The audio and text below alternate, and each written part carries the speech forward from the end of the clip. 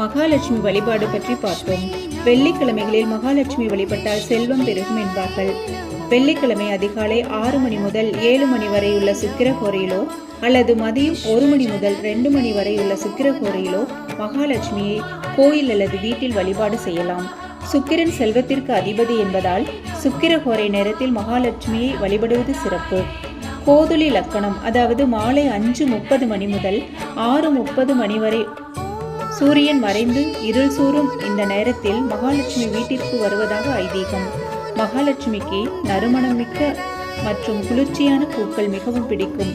சிவப்பு அல்லது இளஞ்சிவப்பு தாமரை வைத்து வழிபாடு செய்யலாம். நறுமணமிக்க மல்லிகை சரமாக தொடுத்து சூட்டலாம்.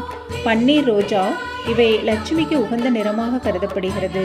மறிக்கொழுந்து மற்றும் துளசி இவை நறுமணத்தையும் நேர்மறை ஆற்றலையும் தரும். இவற்றை மகாலட்சுமிக்கு சூட்டி வழிபாடு செய்யலாம். நெய் தீபம் ஏற்றுவது மகாலட்சுமியை ஈர்க்கும்.